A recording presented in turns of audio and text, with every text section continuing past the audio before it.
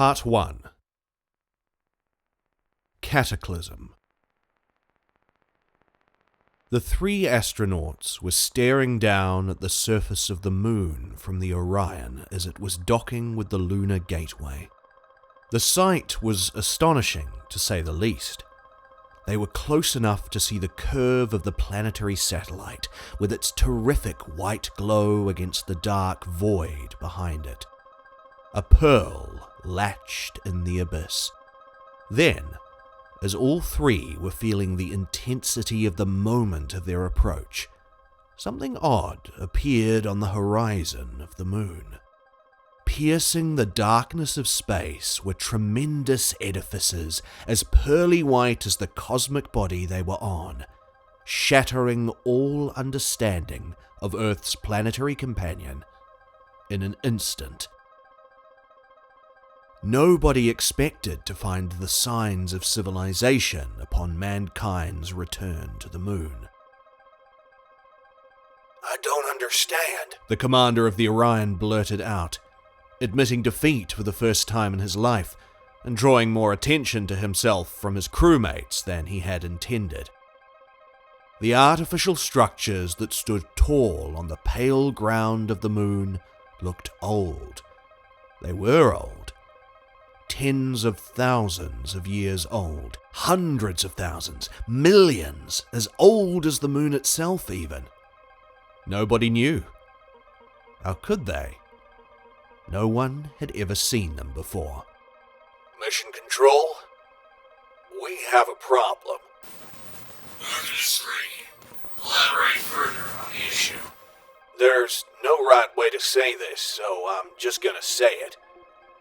We're looking down at what seems like the ruins of an ancient city on the surface.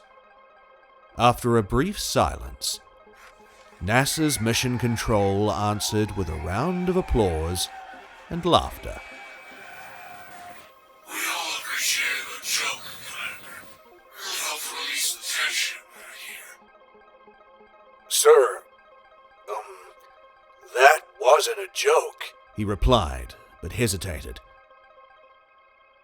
For a moment, the commander thought it might have indeed been a joke. A cosmic joke played on humanity for the amusement of beings far greater than anything that could be imagined. Ones that could create entire cities or complete cosmic bodies out of nothing. Beings as terrible as they were divine. The three-man crew of the Artemis 3 mission was definitely ill-prepared for what had been laying in wait on the moon for the longest of times. Dormant, buried, or imprisoned there. "Mission Control, how should we proceed?" Another silence, followed by more laughter.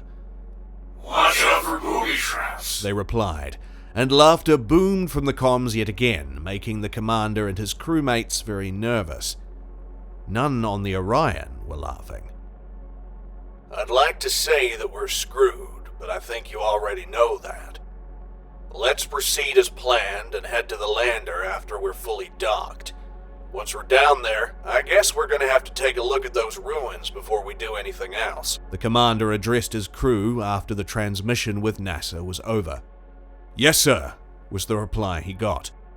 Not the one he wished for. They couldn't just turn back anyways. The three of them would be the first humans to step back on the moon after more than half a century. There was an entire planet waiting for them to go live from the surface. So following the procedure for landing on the moon to the letter, in the steps of the brave souls that manned the Apollo missions, the crew of Artemis 3 found themselves on the surface of Earth's natural satellite without a hitch. "Mission Control, proceeding with the lunar rover at Site Alpha." Artemis 3, you have a go-ahead from Control. We're receiving visual. Mission Control answered, and after a slight lag, the obvious shift in tone put the fear of God in the commander's bones. We've seen the ruins. We're assembling experts from around the globe to get to the bottom of it. Apologies from ground control for the miscommunication previously. Stay safe, Commander. We don't know what you'll be dealing with once you reach the site. Acknowledged, the commander replied. He did not expect that answer. He prayed that what he and his crew had seen was an illusion, a mirage, anything other than what NASA had confessed to seeing as well. In just a few clicks, the Artemis 3 crew were on their way. The rover stirred up the regolith, creating a cloud of deadly dust as it moved toward the ruins. Barely anything could be seen from the small windshield or the front-facing cameras of the vehicle, so the crew relied mostly on their radar. As it beeped, the tension in the cabin grew and weighed heavily among the 3 people inside. They were expecting to be excited and elated once they touched ground. They were supposed to be heroes. And yet, they were 3 shivering astronauts facing something more terrifying than the vacuum of space. An impossibility. The outline of a massive monument started looming between the moon dust. Closer, yet indiscernible. Alien and brutalist. The front walls of the most mesmerizing monument to stand tall beyond the limits of Earth could barely be seen from inside the rover, but it could be felt. Mission Control, we have arrived at Site Alpha. Parking the rover and making our way to the structures. Are we online? Artemis 3, that's a negative. As of 3 hours prior, this mission has been classified. Our assembly of experts is currently working on a possible explanation for the appearance of the ruins.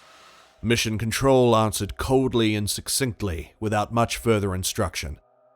Everyone was as baffled as the astronauts. Most of all, the archaeologists who were part of the experts NASA had called upon. There were things they could recognize in the design and markings on the monuments, but none of them made any sense. The commander knew that he would have answers much faster than anyone on Earth possibly could. He and his crew were there, boots on the ground, overshadowed by a monolithic monument of origins beyond comprehension. Not even visiting the world's largest building had made him feel the way he felt at that moment, standing on the moon and looking up at the steep walls of the ruined edifice closest to him. There was power emanating from the structure, even though it looked long dead, neglected, and forgotten. His suit suddenly felt tight and heavy. I'm going to proceed toward the site. The 2 of you stay back with the vehicle. The commander ordered his crew via comms, who were still standing far back behind him. He tried taking a step forward in the direction of the closest building. However, his step did not feel the way it should have, considering the massive difference between the gravity of the moon and that of Earth. What the fuck is this? He spoke aloud again, even though he didn't want to. A lump appeared in his throat as soon as the words left his mouth. His lips felt dry, and the air in his suit became hotter, uncomfortably hotter, and denser. Commander, I think you should come back to the rover. His second reacted to the fear he misinterpreted in the commander's voice. Negative. Sir, can you think of a more exciting discovery? Can you even imagine what's in there? Who built it? And when? He asked, becoming intoxicated by the sight of the monument growing ever clearer as he was moving ever closer to it. The might of the structure had been influencing the commander's mind. Each difficult step slowly turned what had been terror, shaking his entire body, into amazement. It was the kind of amazement that had been the detriment of many explorers in the past. The killing kind. The kind of curiosity that is only rewarded in theory, and not in fact. At that moment, he was Orpheus looking back into the underworld, defying the gods and testing his fate. He trekked on, even though he knew that he should have been leaping forward, and not feeling like moving through snow with weights on his feet, barely able to lift his boots off the ground. The two remaining astronauts watched intently at their commanding officer as he was making his way to the structure. His frame began giving the structure the context of height none of them were truly aware of until that moment. The juxtaposition of the commander and the monument was staggering. Moreover, his tiny scale compared to that of each stair leading into the edifice curdled their blood. "Sir, come back!" The commander's second pleaded with him again, fear overtaking him entirely. Then he turned to his colleague. "Can you feel that? I feel a small tremble under my feet." There was no use in pleading, nor was there any more time. "Armstrong might have been the first one to step on the moon, but we will be remembered as the ones that found." A sudden, otherworldly, spine-chilling, preternatural shriek interrupted the commander and made the three astronauts convulse in pain. It was the most horrifying sound the human ear can experience. Blood began dripping out of the astronauts' ears. Their heads were struck by the most insufferable vertigo one can feel. They trained for withstanding such things back home, and yet it annihilated their motor control in an instant.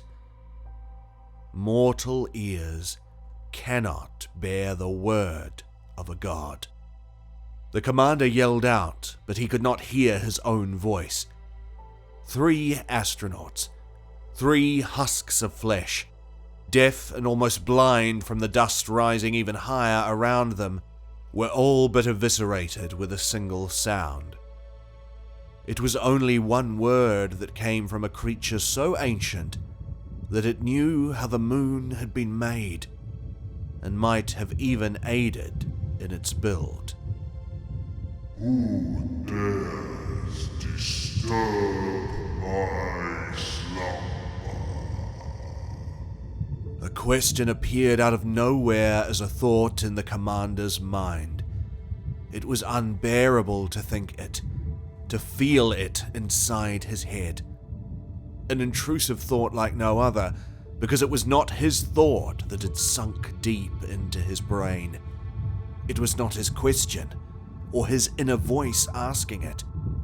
If the physical pain that the commander felt was at a high point, the pain of the question being asked inside his mind was 10 times greater, twisting his thoughts to lengths beyond description. The moment in which the creature had spoken felt like a moment in which everything had paused in the liminal space between life and death. The commander was alone, and trapped in a vague darkness that is most often experienced in dreams and nightmares. All of his thoughts, a part of the question, had been suspended. He was falling and floating simultaneously in a place with no time, no spatial reference points, nothing. If it wasn't for the echo of the question and the context of his mission, the commander would have thought that he was on a spacewalk around the ISS, but no tethers were holding him from floating away and forever. How could he answer when he almost lost the sense of who he was, himself? After what seemed like time eternal, the commander finally had one of his own questions to dart back at the preternatural voice in his head that had spoken to him. It was the same question that he mirrored back to the entity. "Who are you?" I have many names. The phrase that had appeared as an answer in his mind sent the astronaut into another convulsive fit. one more word would kill him. Although, he was only alive still because he was being kept alive. "Are you a demon?" The commander spoke in his thoughts, yet his lips quivered and tensed as if he was trying to voice his worst fear. A demon? Demon? Does a demon give life? Does it sustain it? Does it nourish and accompany pitiful creatures in the endless darkness of this universe? Gives them time itself and equilibrium. You may call me greatness, the pearl of the sky, the night traveler, for I am Ea, the dweller among the gods. The two other astronauts were on the ground, thrashing uncontrollably, surrounded by a storm of moon dust they were themselves stirring up. They were having similar exchanges in the same internal oniric space with the god being that was becoming ever more wrathful and annoyed with the presence of humans in their eternal abode, as well as their reactions to meeting a god. The rest of Ya's godly words that they had directed to the astronauts were utterly unspeakable, unmentionable, unfathomable in mortal terms. Ya had burst the little commander's head with the potency of their wrath simply voiced in one divine word at the very end.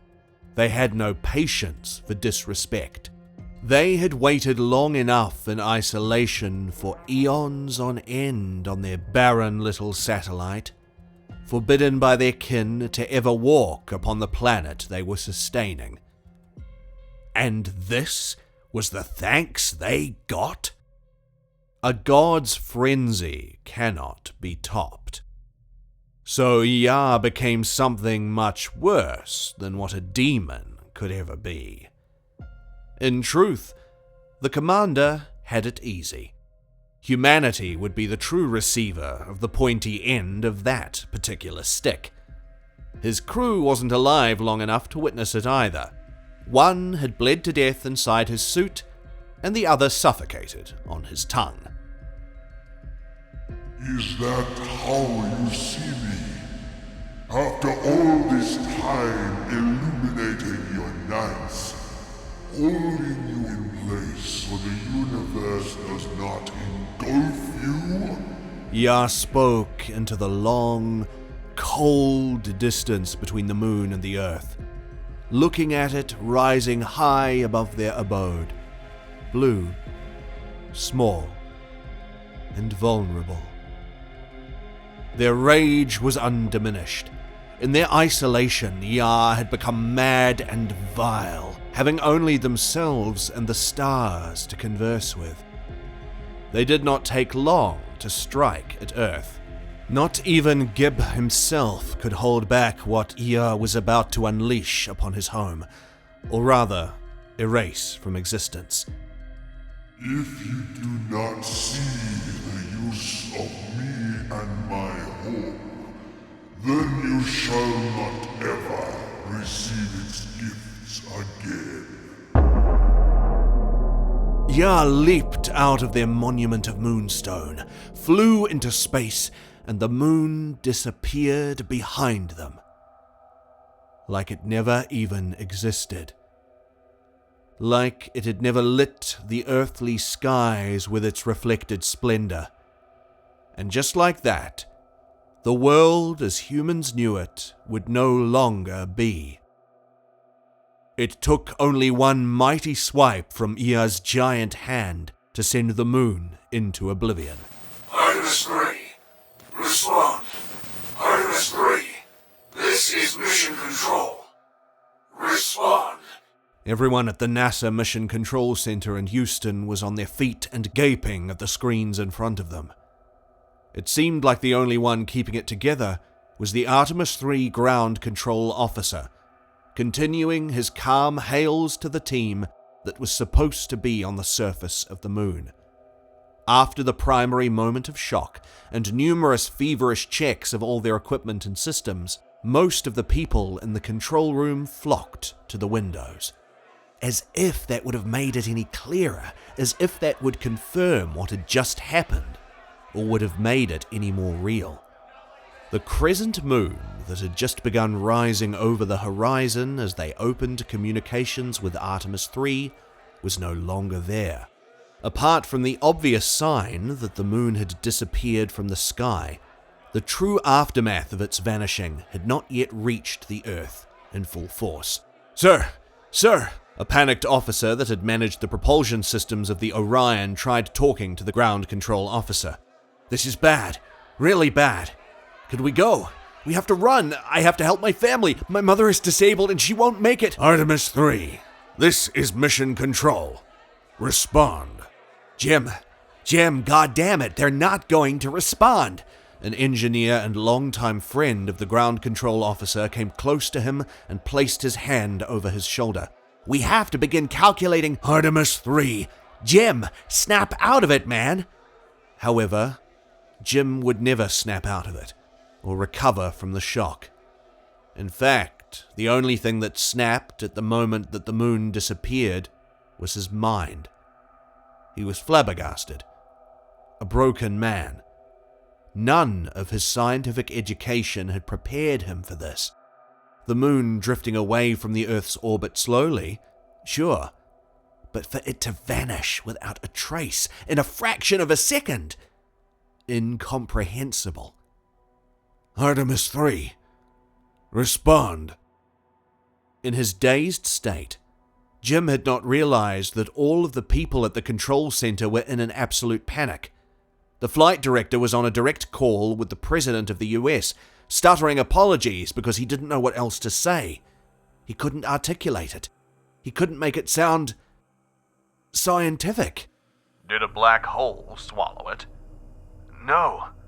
Was it dark matter? What? No. Meanwhile, calls were being made to home, calls to news outlets, emails to long-lost lovers and childhood friends, prayers, alarming stories, and shorts and reels went out into the world. The public affairs officer was sitting in one corner of the control room, her face planted in the palms of her hands, crying. All of these perfectly rational people had forgotten why they were even there, and how they were supposed to behave in disaster-type scenarios. The problem was that all of them knew what was about to happen to their planet. Well, they could at least make an educated guess. Besides, this wasn't something that was a secret or could have been kept one. It was the goddamn moon. It had disappeared. And with that, the apocalypse had commenced.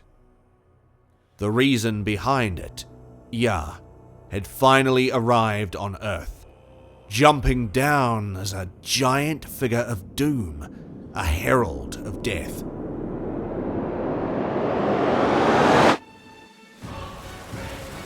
All which they had allowed the planet to have, they took away in an instant, only a blip in astronomical time. The tremor of their landing was barely felt, since the Earth was already shaking. They had a humanoid form. However, they were anything but. Standing approximately at the height of the tallest pyramid of Giza, with limbs capable of lifting it straight from the ground, Yah was a bewildering sight to behold. Thankfully, where they had landed there was no one around to witness their terrible appearance yet. Their landing station was an ancient temple built for them in the Old Kingdom, deep into the Sahara, turned fully into sand over the millennia in which Yah had last communed with the people of Earth.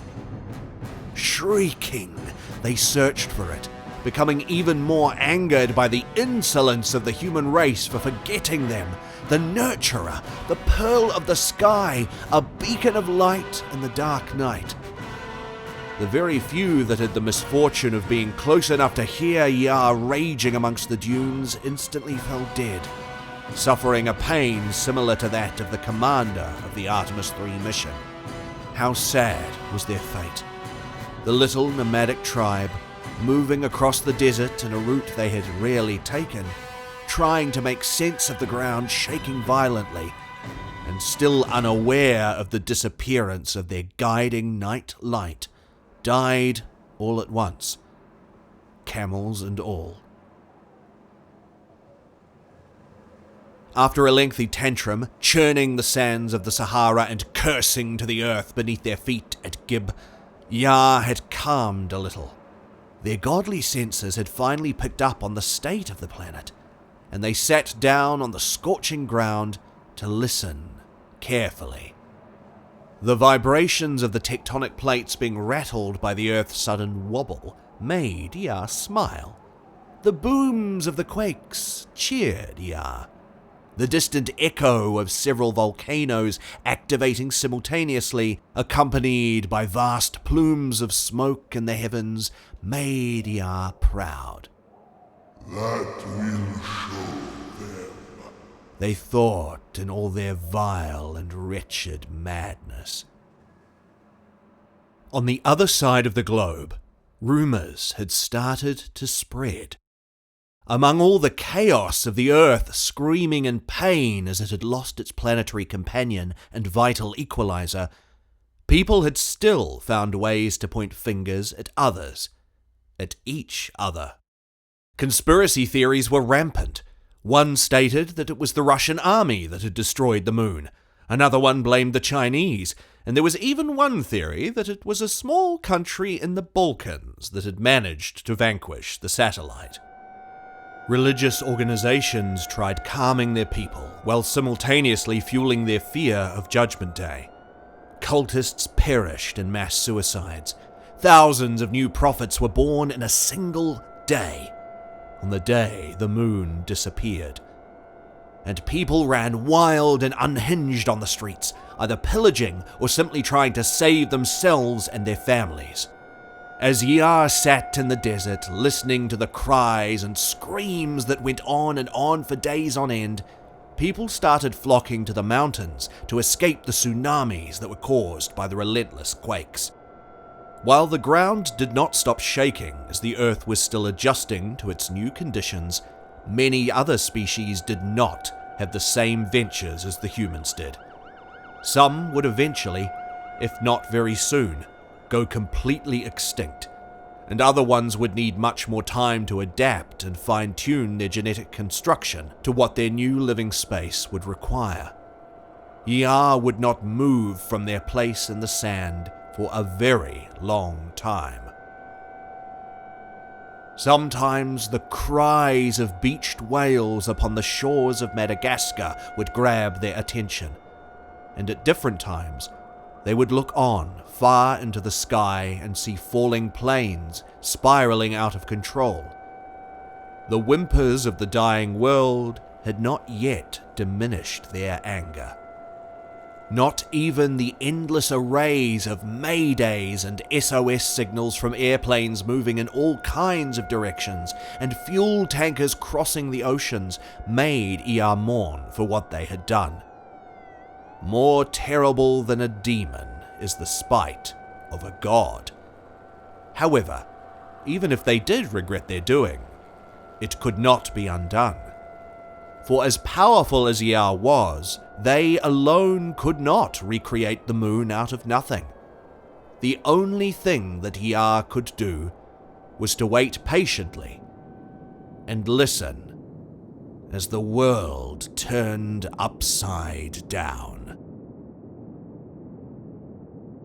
Months passed after the moon had disappeared, and Yar spent their days without even seeing a single human soul trek across the desert. Slithering snakes and scorpions were the only creatures that would curiously step into Yar's mighty shadow, take rest, then move away from them forever. However, as Yar was sitting motionless in the sand one night, a convoy of people was moving across the Sahara, braving its new and intense storms and the scorching sun that would sometimes remain in the sky for days on end. Such was the result of Earth's changed axis that stopped being controlled by the pearl in the sky. The god being heard them speaking, but remained still in their position, silent and unblinking, resembling an ancient and immense eidolon, forgotten in the desert.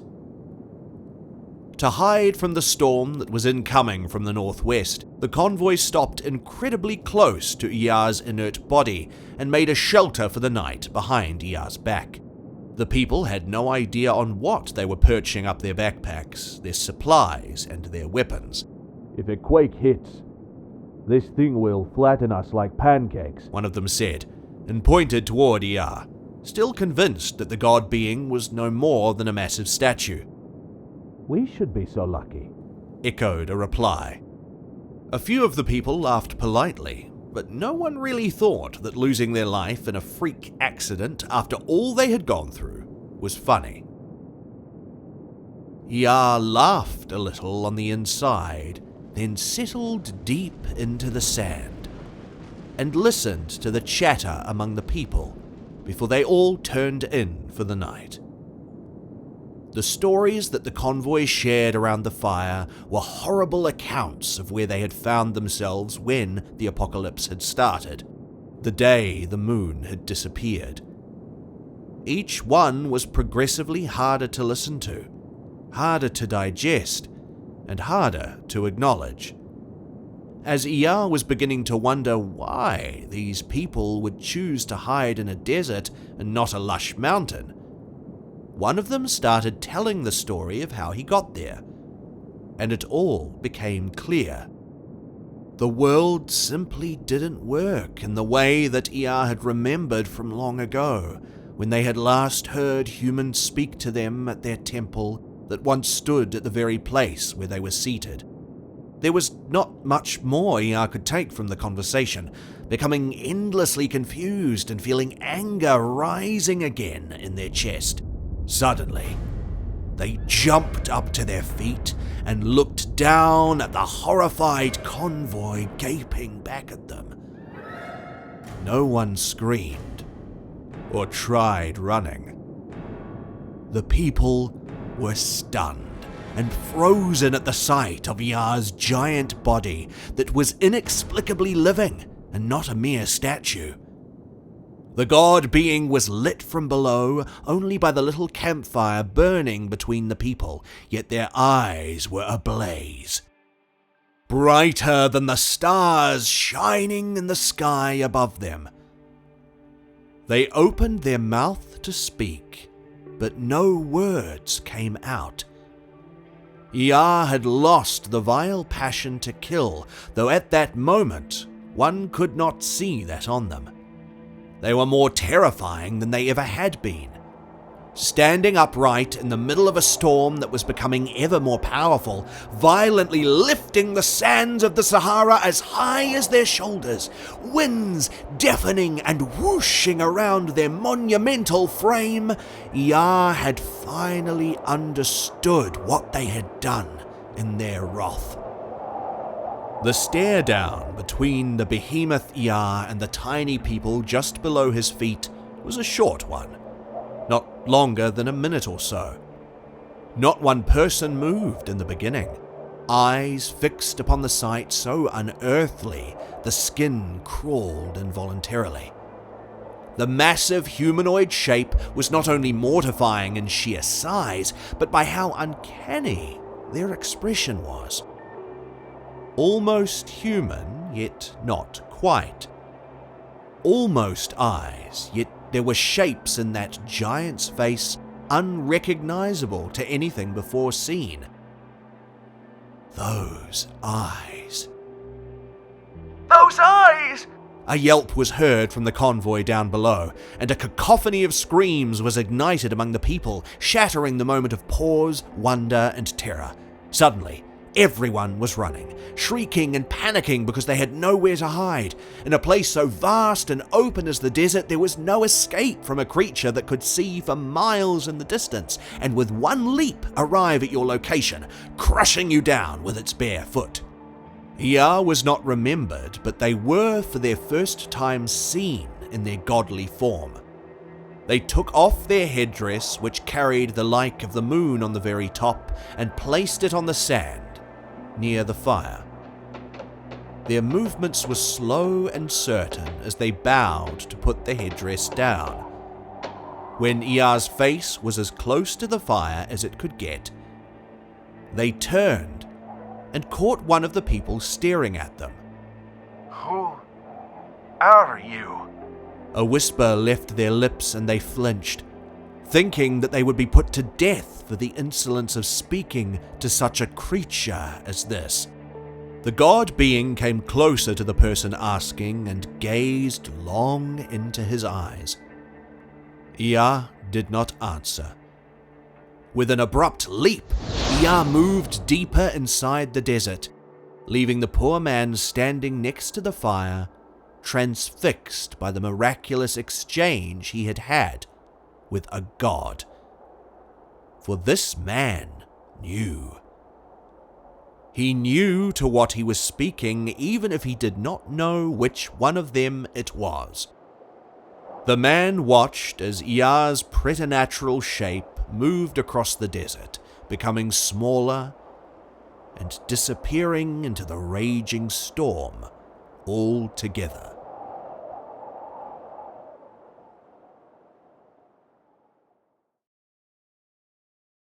Part 2. Moonless Night.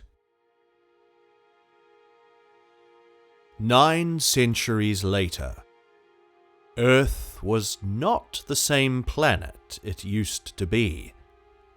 The moon was long gone, and it was almost forgotten. The living, the surviving people, if that was what they could be called, scattered and hid from the deep darkness that the world had fallen into. This darkness was primordial, ruthless. It was the darkness of the mind that came upon humanity as soon as they lost any and all shape of what they once understood as civilization. The world had become even more inhospitable than it already was for creatures born defenseless and weak. "What is that?" Yara whispered to her hunting partner as they were making their way into the forest. "Looks like a man," Rami replied. "A small man. Or a wraith." "Stop with that nonsense, Yara. Look at him. That is no wraith," Rami said, and walked closer to the creature that was observing them from the tree line. "Come here. Come on. We won't hurt you." He spoke in the gentlest tone he could. The fallen leaves on the ground shuffled, a few branches cracked, and the man was gone. "You scared it," Yara scoffed at Rami. "I am not the one with my spear raised to my shoulder," he growled back at her. Rami and Yara argued long about what they saw in the forest as they were hunting for the day's meal. There was a whole group of people impatiently waiting for them in the cave they called home, just a little beyond the trees. The forest was dense and lush. It was no place to build a settlement, but it had a complex system of caves that were good enough to reside in. One of the rare places on Earth that still had vegetation and animal life similar to the way it was before the disappearance of the moon. All else was transfigured almost beyond measure, and very fast. In less than a millennium, the change in the climate, the unpredictability of the rainfall, and the shifting axis that had the sun burning one place and completely avoiding another made the planet very difficult to navigate for creatures designed for another kind of environment. The chance was quite high that Yara and Rami's group were the last known relatives of humankind left on Earth. When Yara and Rami returned to their home just before sundown, they found the wraith they saw in the forest standing at the opening of their cave. He was looking curiously inside as the group was preparing the cave for their established nighttime routine, preparing for dinner, checking the fires, cleaning up the day's mess, and telling the children stories. "I'll take the left, and you right."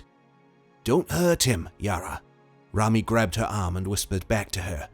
She pierced him with her gaze. "You want him to kill our family, Rami? Our children? He's not a killer. We don't know that," she said, and quietly made her way behind several boulders on their left, getting closer to the cave. Yara observed the wraith for a bit, waiting to see Rami get into his position, glancing over her shoulder every few seconds.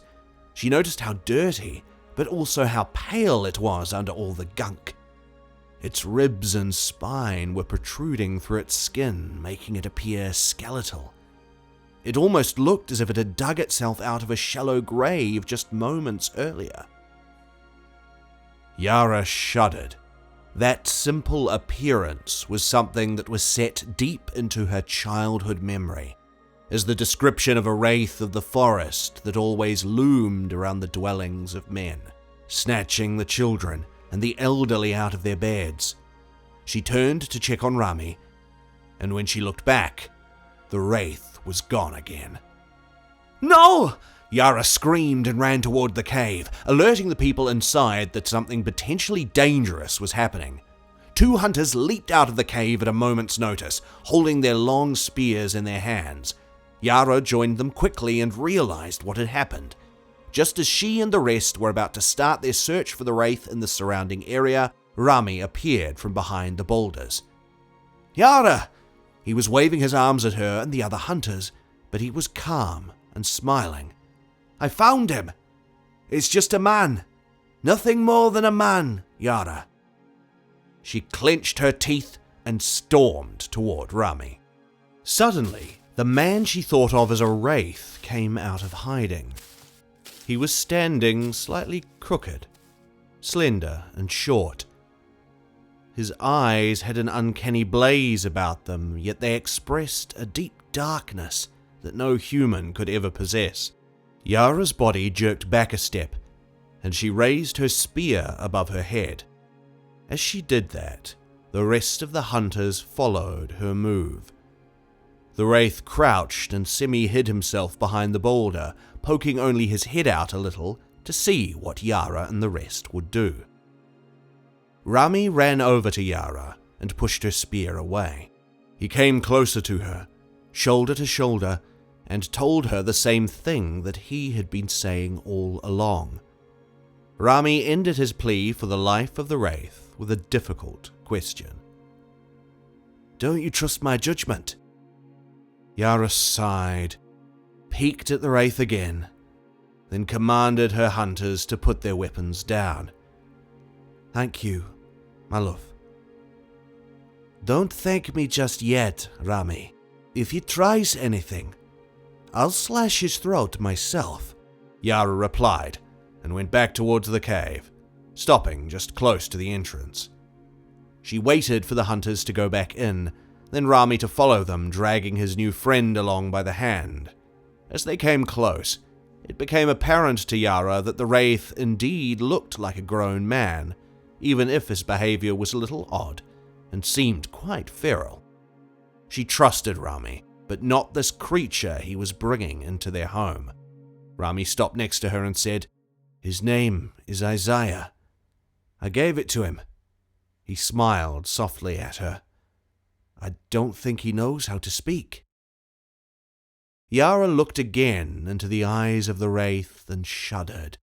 She had amazing instincts like all of the great huntresses of her group. That was no man, though it looked like one. And if it was indeed a wraith, it was the wraith of a god. For Isaiah was Ea incarnated as a human. How that change happened was unclear. Had he always had the power to change, Or did he simply wither away as time pressed on? No mortal could know such things. How could they? Ea, turned Isaiah, became the dweller among men. All the power and prowess he once possessed in his godly frame had shriveled into what was essentially the body of a youngish humanoid male. This appearance of the god being very much influenced the way the people from the group saw him.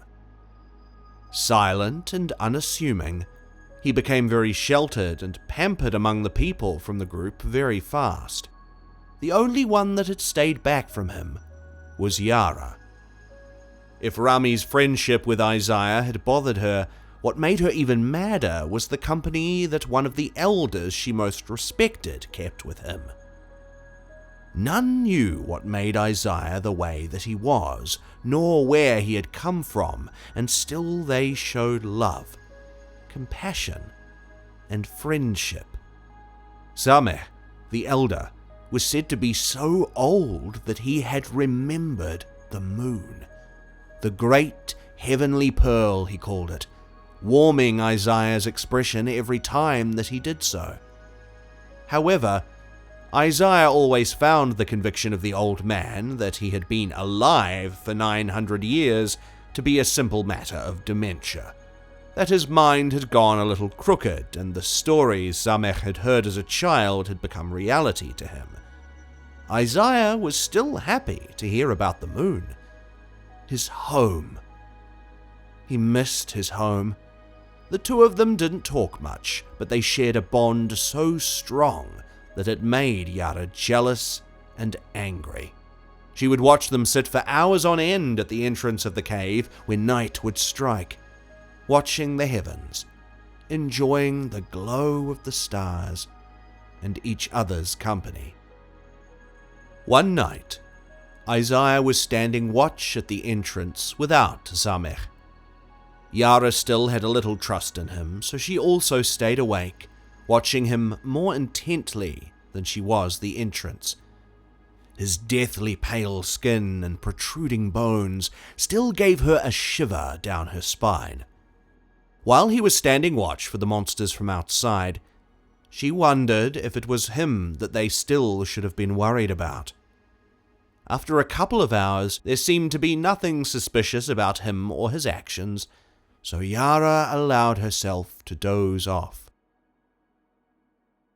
She must have slept for only a few minutes, when suddenly she was awakened by the screams of her people. Man, woman, and child were up on their feet, running around, thrashing and screaming.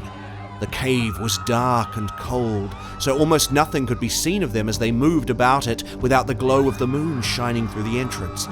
The fires that burned inside must have been extinguished at some point. Yara raised her head, still drowsy from her bed, and the first thing she did was to look toward the entrance. She couldn't see the outline of Isaiah's body in front of the sky outside. He was gone. "I knew it!" she screamed as she jumped up from her bed and grabbed her best hunting knife. "Yara! Yara, help!" Rami called out to her from the darkness of the cave. "They're inside! They found a way inside!" As soon as Rami finished his sentence, a little girl was heard screaming in the dark end of the cave from the same direction as his voice. What? Yara was caught off guard. She was certain that it was Isaiah, her wraith, causing the pandemonium inside, but it wasn't. It was them. "Rami, speak! I need to follow your voice!" Yara's yell echoed in the cave. "Yara! Yara!" But Rami's voice was getting further away, deeper into the cave where they seldom ventured. In a split second, she made the decision to light a fire and a torch first and run after Rami second. There was no way she could find him in the darkness. "Isaiah! Yara!" Rami's voice was getting farther and farther away. Isaiah was still nowhere to be found. When Yara struck stone to light a fire, in the spark she saw a shadow run past her. "Isaiah?" she thought. Quickly she made a fire and was horrified at the sight of the cave. Her hunters were fighting them off as best they could, but there were many dead already. Close to her bed, one of them was chewing on a dead body. So as fast as Yara lit her torch, she chased it away with its burning flames. Yara! Rami, I'm coming for you! She dropped her hunting knife and grabbed her spear, then ran off into the cave. Rami kept calling after her and Isaiah, and every once in a while the little girl was heard calling out to her as well. The fire of the torch lit her way into the dark tunnel of the cave that led into a few different chambers on each side. After a while, it became hard to tell where Rami's voice was coming from, so as Yara passed a new chamber, she had to light it first and make sure if he was in there or not. Her heart sank when she realized that they had probably dragged Rami and the girl to the farthest chamber, where there was almost no air. "No!" echoed in the tunnel.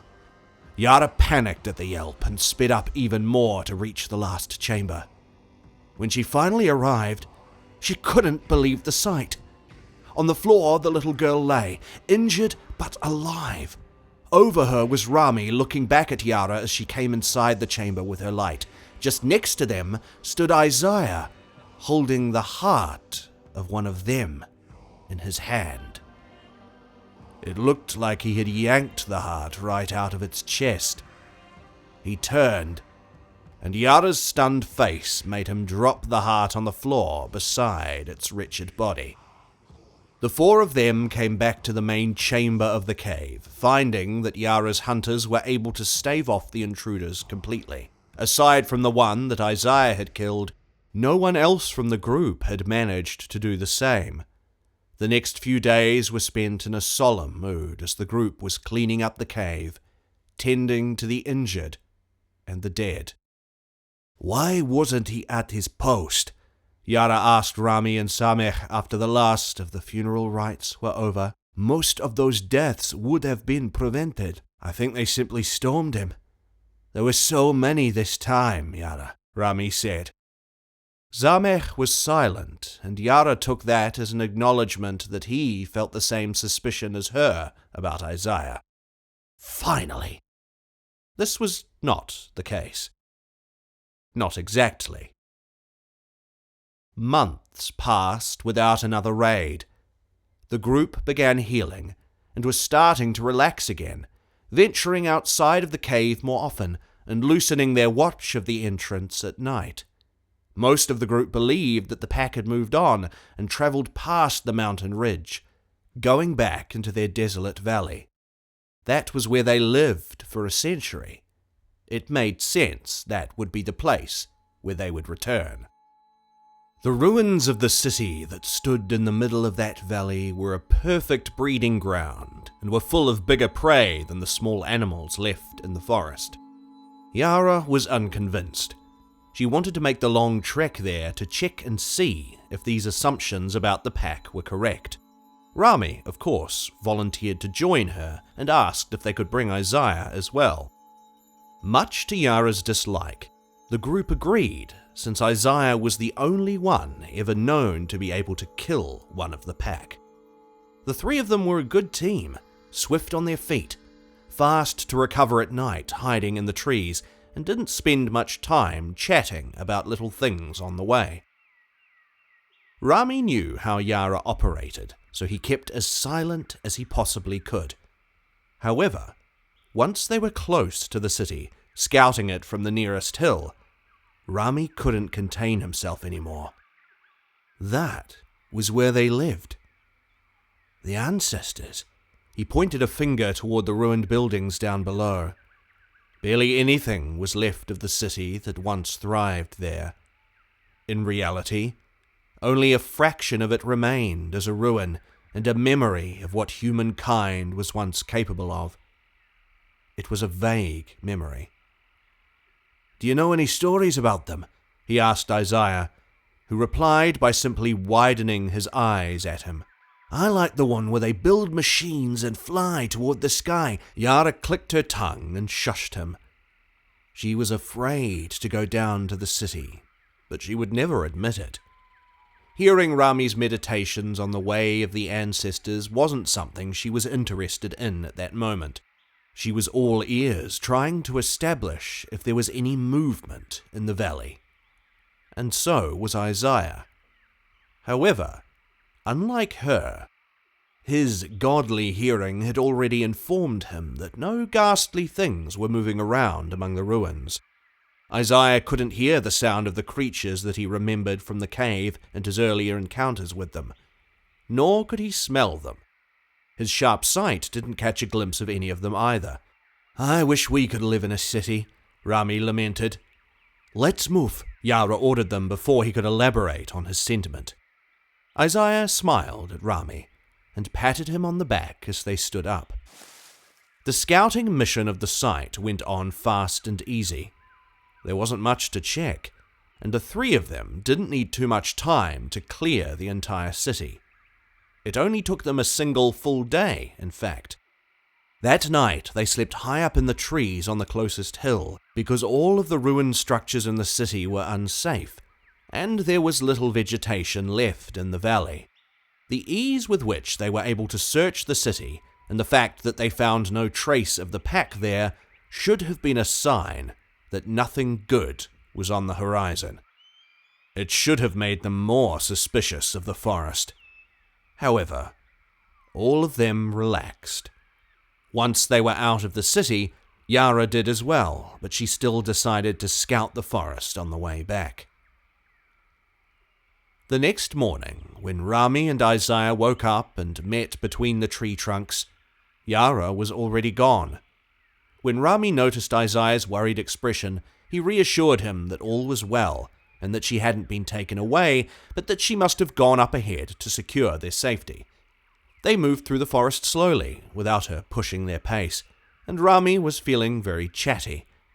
He was finally able to tell Isaiah all about the machines that flew into the sky and visited other worlds. Isaiah smiled and nodded at every beat that Rami intended him to, even in those moments when his stories became utter fiction. Fantasy, even. For Isaiah knew what happened to the ancestors, and why they died off slowly after visiting those other worlds, leaving only humanoids like Rami and Yara in their wake. And maybe something else which could have barely been defined as close to human anymore. "I want to know where you lived, and where you were born." Rami stopped walking. "Show me," he begged Isaiah. But Isaiah just shook his head and threw his palm over his shoulder to signify that it was a long way away. "Shame you can't tell me," Rami added solemnly. Suddenly, Isaiah tensed up. He could hear something in the forest. Something was following them as silently and as stealthily as it possibly could, considering how sharp Isaiah's senses were. By the time he alerted Rami of the danger, it was already too late. 3 of the creatures from the pack jumped at them from the surrounding trees and attacked them viciously. The creatures were the real wraiths of Yara's stories, dirty, skeletal, and pale. They walked on all fours but could stand tall if they needed. What had once been hands were now talons, as sharp as the best hunting knives the group had ever made. Even Isaiah wasn't fast enough to ward them off this time. His life as a man had made him slower and less agile. Rami was almost torn to shreds in the attack, but he was still alive. In a desperate attempt to save the closest friend that he had in eons, Isaiah whispered a word. A single, divine word. In an instant, the 3 creatures were obliterated from the land of the living. They had fallen where they stood, with heads exploded, just like the commander of Artemis III, less than 1,000 years ago. Yara was trotting along in the denser part of the forest, almost arriving at the cave, when she felt the shockwave of the whisper like a sharp tingle in her ears. She felt dizzy for a moment, but was still standing. Yara quickly realized that something bad had happened to Rami and Isaiah. When she reached them, eventually, and saw the bloodbath surrounding them, Isaiah was on his knees holding Rami in his arms. He was crying. Rami had blood coming out of his ears, and his eyes were open, but had rolled back up into his head. No one from the group knew that in the end, it was Isaiah that killed Rami. Not even Yara suspected anything. There was nothing to suggest how he had really died, since his body was so slashed up from the wraith attack. In her pain, Yara cared much less about the threat that Isaiah might have posed to her and her remaining family. Her darkness was now only focused on the loss of her love. One night, not long after the second attack, Zamech woke up Isaiah and led him out of the cave. "We must have a word, you and I," he said. "Follow me." Zamech led Isaiah far away from the cave, far enough so nothing could harm the group that was sleeping peacefully. He stopped in the center of a beautiful meadow and sat down. Isaiah did the same. "I knew it was you since the day you showed up at the cave." "Yeah," Zamech spoke after a long pause, gazing at the stars above them. Isaiah wanted to answer, but Zamech hushed him. "Let me speak first." He cleared his throat and continued. "I could recognize your blazing stare from 1,000 miles. Do you remember the last time we met?" Isaiah shook his head. 900 years ago. We had looked into each other's eyes on the sandy dunes of the Sahara, lit only by a small fire. It was the day you forsook your godship and laid your headdress upon the ground. "That was you." Isaiah finally spoke and flinched a little. Nothing happened to Zamech. "I have always walked among men." "What? Why?" Isaiah realized that he was speaking to a fellow god. "I cannot answer that." "Who?" "I am Gib, the father of the earth." "Of course it's you." Isaiah got angry. Angry that he had been silent for so long, and yet he could have spoken to someone other than trees and stones. Angry that it was the God he had scorned the most for letting men forsake him. Angry that Gib had shown him who he was and what he had done, and still treated him with kindness. Friendship even. "Tell me how you can speak without hurting them." "I am the god of this planet, Ea. How else would I be able to tend to it if I could not speak to its creatures?" "Stop calling me that!" "You are as much Isaiah as I am Zamech. Walking in the feet of men does not atone for what you have done." "Help me," whispered Isaiah. "What was that?" "Help me mend my mistake, brother." "Ah." Zamech shook his head. "What you ask cannot be done. It is simply impossible.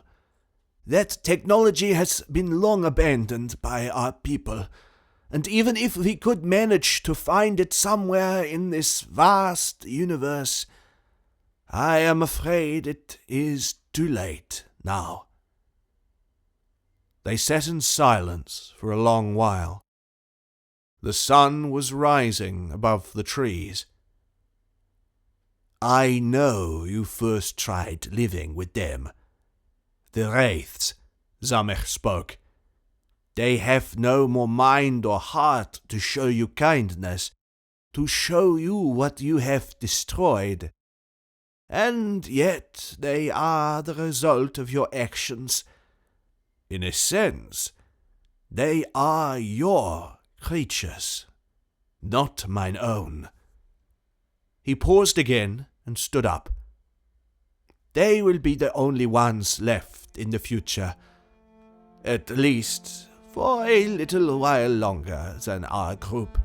Gib, I am sorry, Ia. You will have to remain here forever, to walk these lands and see your loved ones die." "I will protect Yara.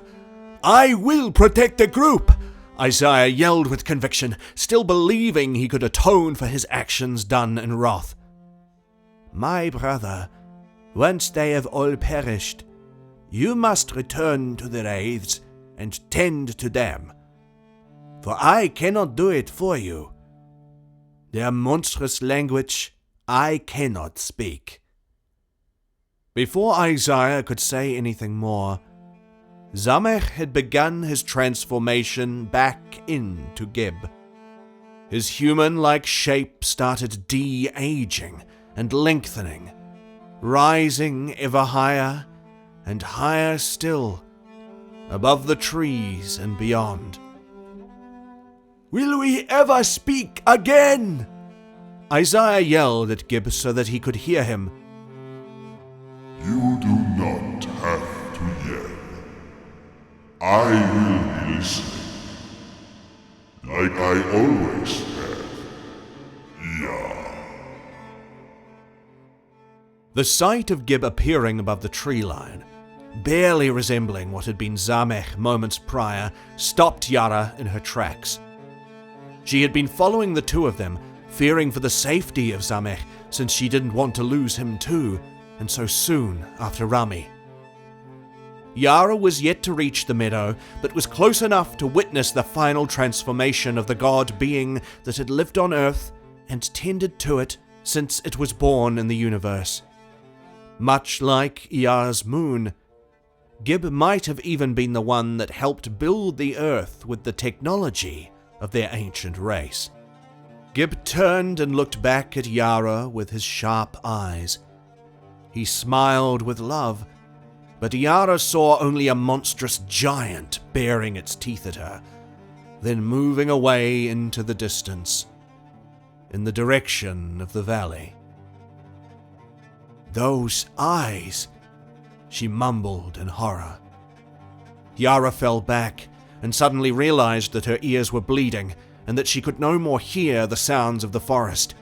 She was lightheaded and felt as if the forest was spinning all around her, distorting and fading. Eventually, she passed out on the forest floor, in danger of being killed and eaten by one of the wraiths. But Yara was lucky. Isaiah had found her on his way back to the cave. When he reached her, Yara opened her eyes and screamed in horror, pointing at Isaiah and trying to push herself away. "Those eyes! Those eyes!" Isaiah knelt next to her and took her hand in his. Yara passed out again. 50 years later, Isaiah was standing next to Yara's deathbed, holding her hand once more, and most certainly for the last time. Her hand was delicate and wrinkled, soft and vulnerable, with almost no power left in it of the huntress she once was. Isaiah looked the same as he did on the day that he appeared in the forest before her and Rami, skeletal and pale, a true herald of death. He might as well have been the Grim Reaper himself.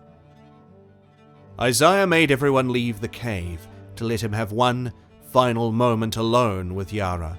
They had become great friends over the years, once he found a way to explain to her what he was.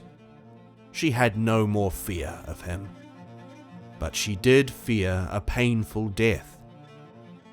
As a final mercy that Isaiah could bestow on her, he lowered closer to her deaf ears and spoke the quietest of whispers that ever were. Yara closed her eyes and let go of his hand and the world. Over the next few centuries, Yara remained as Isaiah among the cave-dwelling group that had welcomed him so warmly. With each generation, the humanoids became denser in mind, yet more fragile in body. No more did they hunt or tell stories. Moreover, in time, they even became mute and communicated with each other in a simpler form of sign language that Isaiah had to teach them. Their extinction was a slow and painful process, stretching out over the apocalypse of man well over a millennium. That which was known as human perished with a whimper, not with a scream. As he held the wrinkled hand of the last one on their deathbed, Isaiah remembered what Gib had told him and prepared himself to hold the company of monsters. Isaiah had many dealings with the wraiths during his long stay in the cave.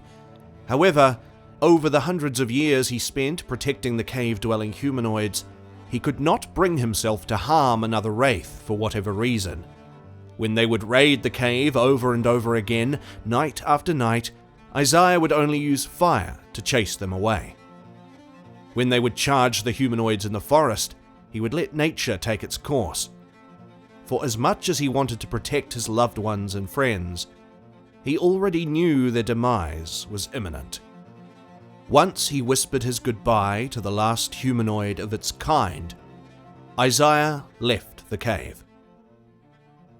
"Gib," he finally spoke again after centuries of silence, "I will do my part to nurture this world as long as it is living. But you must promise me one thing." There was no answer in words coming from the god of the earth, but a small quake of the ground to signal that he was listening. "When everything perishes, at the moment of the true end of this world, will you meet me in the meadow and speak to me once more, as we did before we began making planets and stars?" The ground quaked. Satisfied with the response, Isaiah ventured toward the ruined city in the valley in search of his monsters. The remains of the ruins were even less than what they were centuries previously. To a creature that had never met one of the humans that had built them, none would make any sense. They were crumbling, almost the same as the ground they were built on, and without any show of identity left on them. If an extraterrestrial that had never met a human were to visit these ruins, they would not even recognize them as anything other than the space surrounding them. Gib had slowly devoured them. Isaiah never even heard the wraiths as they surrounded him once he entered the city. They were even more hideous than they were way back when he first lived among them. They behaved as animals do, sniffing the air around Isaiah and hissing at him when he would make a sudden move that scared them.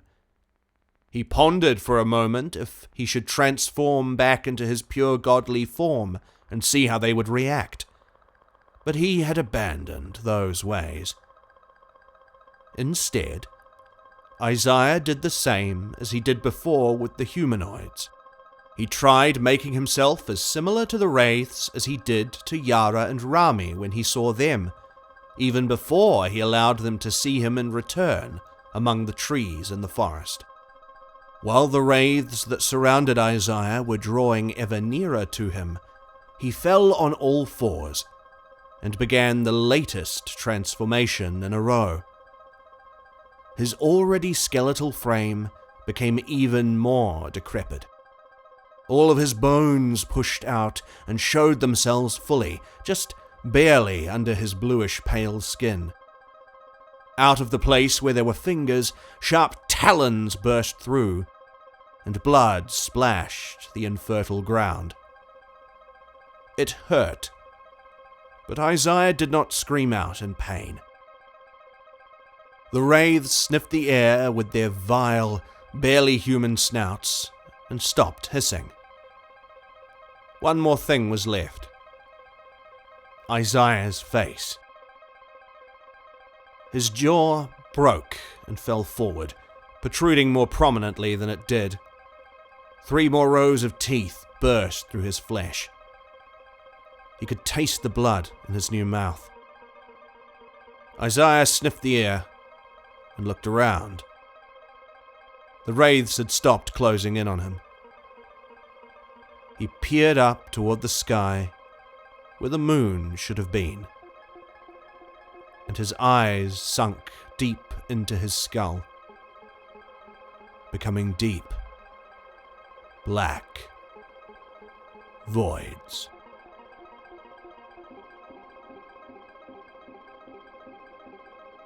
Hey, sci-fi horror fans. It's Thomas. Thanks for listening. If you enjoyed this story, make sure to give it a thumbs up and leave a comment. And remember, stay cosmic.